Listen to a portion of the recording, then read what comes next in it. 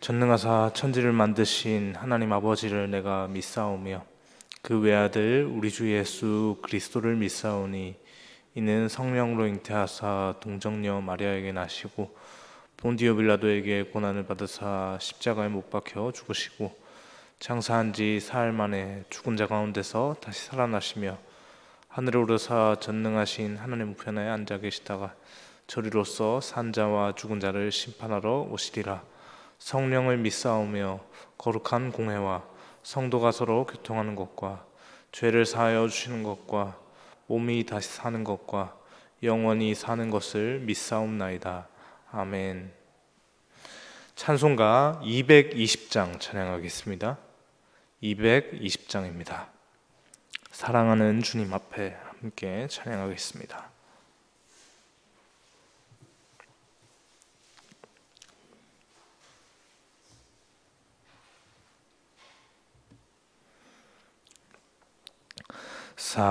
사랑하는 주님 앞에 형제자매 한자리에 크신 은혜 생각하며 즐거운 찬송 부르네. 내 주 예수 본을 받아 모든 사람 내 몸같이 환난 근심 위로하고 진심으로 사랑하세. 사랑하는 주님 앞에 온갖 충성 다 바쳐서 괴로우나 즐거우나 주님만 힘써 섬기네. 우리 주님 거룩한 손 제자들의 발을 씻어 남 섬기는 종의 도를 몸소행해 보이셨네. 사랑하는 주님 예수 같은 주로 섬기나니 한 피바다 한 몸 이룬 형제여 친구들이여 한 몸같이 친밀하고 마음으로 하나 되어 우리 주님 크신 뜻을 지성으로 준행하세. 아멘. 이 시간에 함께 보실 하나님의 말씀은 사도행전 15장 12절에서 21절까지 말씀입니다. 사도행전 15장 12절에서 21절까지 말씀 함께 보겠습니다. 사도행전 15장 12절에서 21절까지 말씀입니다. 네, 잠시 장례 광고 드립니다. 오랫동안 교회 다니시다가 요양원에 가시게 되어서 한참 동안 출석하지 못하셨던 고 김정순 집사님께서 별세하셨습니다. 빈소는 강남 성심병원 장례식장 2호실에 마련이 되었고요. 입관 예배가 오늘 오후 1시에 예정되어 있습니다. 교회 출발은 12시 40분에 하도록 하겠습니다. 참석하셔서 유족들에게 위로를 전할 수 있으면 좋겠습니다. 네, 찾으셨으면 사도행전 15장 12절에서 21절까지 말씀 함께 교독해서 보겠습니다. 제가 먼저 12절 말씀을 읽겠습니다. 온 무리가 가만히 있어 바나바와 바울이 하나님께서 자기들로 말미암아 이방인 중에서 행하신 표적과 기사에 관하여 말하는 것을 듣더니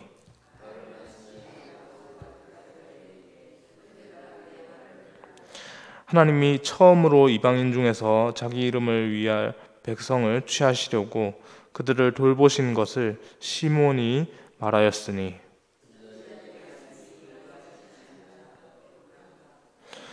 이후에 내가 돌아와서 다윗의 무너진 장막을 다시 지으며 또 그 허물어진 것을 다시 지어 일으키리니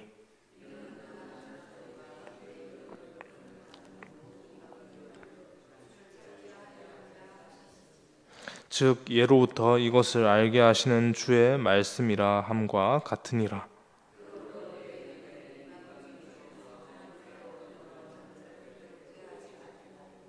다만 우상의 더러운 것과 음행과 목매어 죽인 것과 피를 멀리하라고 편지하는 것이 옳으니 이는 예로부터 각성에서 모세를 전하는 자가 있어 안식일마다 회당에서 그 글을 읽음이라 하더라. 아멘.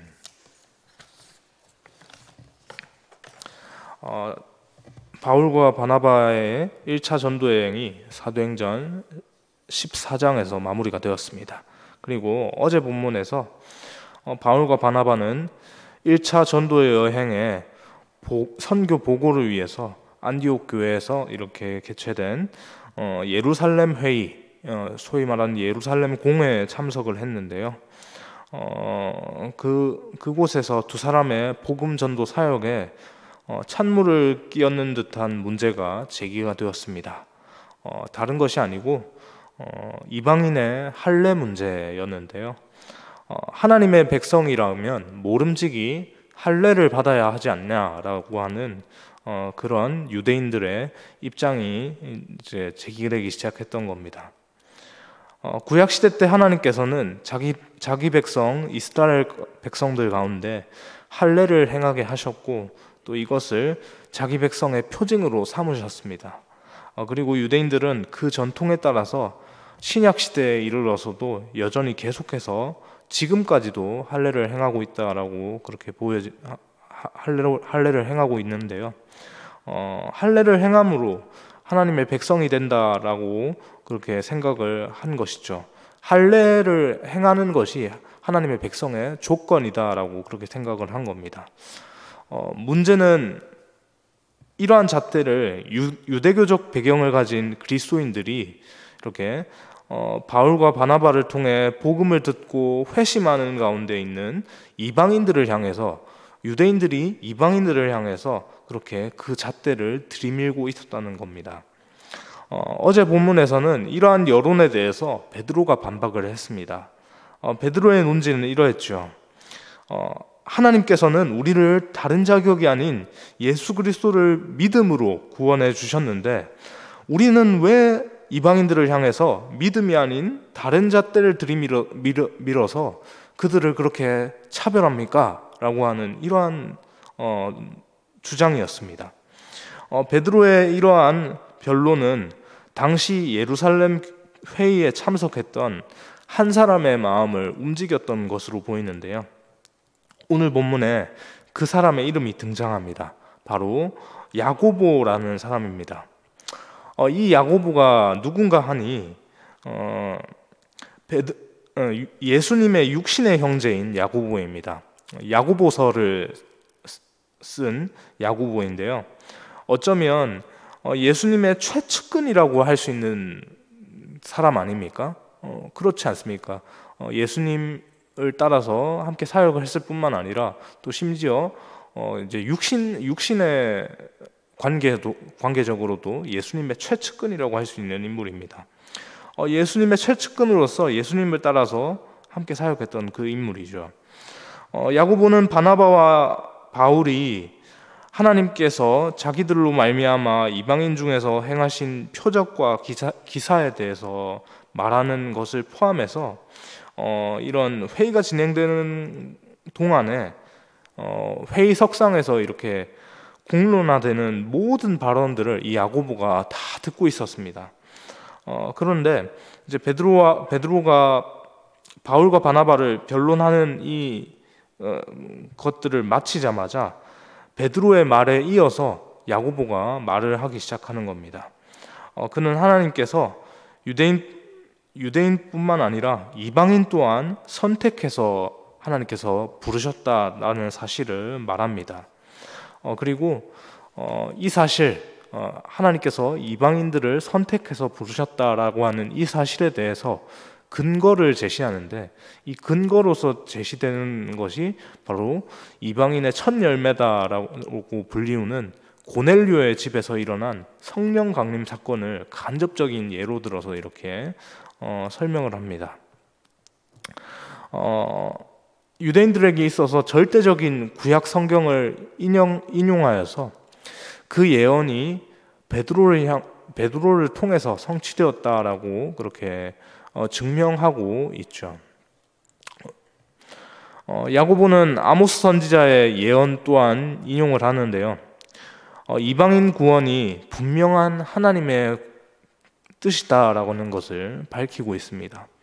야고보는 이방인의 구원은 구약 성경에 이미 이렇게 아모스 선지자를 통해서 이렇게 예언이 되었는데, 그 예언이 베드로나 바울의 선교 사역을 통해서, 이렇게 복음 전도의 사역을 통해서 이루어졌다라고 이렇게 말을 하는데요. 이러한 예언 가운데 이방인들이 다른 어떤 것이 아니라, 다른 어떤 것을 통해서 이방인들이 구원을 받은 것이 아니라 믿음으로 구원을 받게 되었다라고 하는 그 사실 또한 밝히고 있습니다. 그렇게 야고보 사도는 본문 19절에서 21절 말씀으로 자신의 어떤 그 입장에 대해서 결론을 맺는데요. 19절에서 21절 말씀, 3절 말씀을 우리 함께 읽도록 하겠습니다. 읽겠습니다. 그러므로 내 의견에는 이방인 중에서 하나님께로 돌아오는 자들을 괴롭게 하지 말고 다만 우상의 더러운 것과 음행과 목매어 죽인 것과 피를 멀리하라고 편지하는 것이 옳으니, 이는 예로부터 각 성에서 모세를 전하는 자가 있어 안식일마다 회당에서 그 글을 읽음이라 하더라. 구원의 핵심이 되는 예수 그리스도의 복음의 본질적인 부분이 아니라 다른 비본질적인 유대인의 관습을 그렇게 그들에게, 이방인들에게 요구하려는 시도를 하지 않아야 한다, 하지 말아야 한다라고 그렇게 말을 하고 있고요. 이방인 신자들에게 우상에게 제물로 바쳐졌던 짐승의 고기나 피를 완전히 빼지 않은 고기 등과 같이 유대인들이 꺼리는 음식에 대해서는 또 지혜롭게 삼가할 것을 그렇게 편지하여야 한다고, 그렇게 지도해야 한다고 그렇게 요구를 하고 있습니다. 이것이 바로 오늘 본문에 대한 내용인데요. 말씀을 정리하면요, 여러분 구원받는데 어떤 조건이 필요합니까? 저희가 그 주일학교 때 요즘은 그 노래를 그 찬양을 잘 부르지 않지만 부르는 찬양, 옛날에 부르는 찬양이 있지 않았습니까?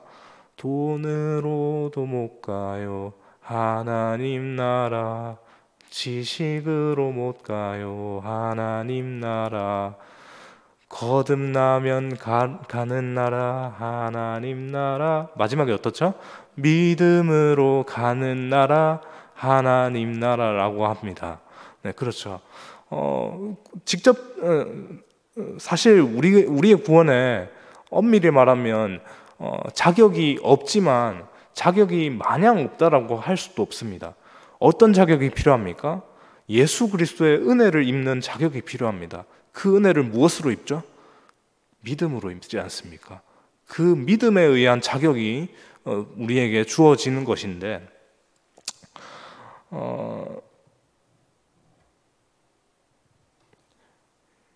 하나님께서는 예수님을 믿는 모든 사람들을 동등하게 그 믿음 아래에서 동등하게 그렇게 당신의 백성으로 삼으십니다. 누가 더 높고 누가 더 낮고, 유대인들이 내가 더 먼저 불렀고 유대인들을 내가 먼저 더 사랑하니까 유대인들을 더 위에 두겠다, 이런 말씀 절대 하지 않으셨습니다. 동등하게 하나님께서 주신 그 믿음 아래에서 동등하게 그렇게 그들에게 주어진 것이, 바로 우리에게 주어진 것이 그 하나님의 백성 되는, 하나님의 자녀 되는 자격인 것이죠. 오늘 본문에서 야고보는 구약 성경 아모스를 인용하여서 이 사실의 근거로 내세웠는데요. 사실은 말입니다. 구약 성경의 말씀이 수백 년이 지난 이 당시에, 이 신약 시대에, 이 사도가 활동하던 이 신약 시대에 성취된 것뿐만 아니라 현재 우리 또한 그 약속에 성취된 결과로서 우리가 신앙생활을 하고 있지 않습니까? 우리에게 만약에 이때 당시에 이방인의 구원 문제가 해결되지 않았다면 지금 우리에게 어떻게 복음이 있을 수가 있겠습니까? 지금 우리 또한 이 말씀, 오늘 본문에 있는 이 말씀의 어떤 결과로서 우리에게 믿음이 주어지고 지금 우리가 이 신앙생활을 하고 있는 근거가 아니겠습니까? 만약 복음으로 인한 구원의 관점을 구약의 기준으로 한다면 우리 같은 이방인들은 이방인인 사람들이 어떻게 구원을 받아서 그렇게 지금 이렇게 이 자리에서 하나님을 찾고 부르고 그렇게 하나님께 나아갈 수 있겠습니까? 모든 것은 전적으로 하나님의 은혜이고, 하나님의 은혜로서 우리 가운데 오신 예수 그리스도를 믿는 그 믿음으로 다 된 줄을 믿음으로 고백할 수 있길 소망합니다. 그렇게 그 믿음 고백함으로 또 그 믿음을 주신 그 믿음의 주 대신 예수 그리스도 대신 그 예수 그리스도를 이 땅 가운데 보내어 주신 하나님께 감사함으로 나아갈 수 있는 이 시간, 우리 이번 한 주의 시간이 될 수 있기를 소망합니다. 네, 기도하겠습니다. 사랑해 주님, 감사합니다. 하나님, 우리 가운데 하나님 결코 구원을 받는 조건이 없음을 고백합니다. 그렇지만 그것이 마냥 없는 것이 아니라 하나님, 우리 가운데 하나님께서 구원을 베푸시면서 딱 하나 주신 조건이 있는데, 바로 예수 그리스도의 그 이름 아래에 거하는, 이름 아래 그 예수님을 믿는 그 믿음이 우리에게 구원의 조건이 됨을 하나님 우리가 기억하게 하여 주옵소서. 그 믿음 아래에서 무엇이 더 낮고 무엇이 더 아래에 있고 한 그런 우열이 존재하지 않음을 하나님 우리가 기억할 수 있게 하여 주시고, 그 믿음 아래에서 세상의 모든 이들을 향해서 하나님의 구원의 역사가 여전히 진행되고 있다는 사실을 우리가 날마다 기억하면서 또한 우리 또한 이 복음 전도의 사명을 소홀히 하지 않고 매일의 삶에서 우리를 통해 역사하시는 하나님의 은혜의 복음을 우리의 온 몸으로 전할 수 있는 우리의 모든 모습이 될 수 있도록 인도하여 주옵소서. 슬픔을 당한 유가족에게 위로를 주시고 또 그 위로 가운데 또 회복의 영을 더하여 주옵소서. 하나님, 이 시간 감사합니다. 이 모든 말씀 살아계신 예수님의 이름으로 기도합니다. 아멘.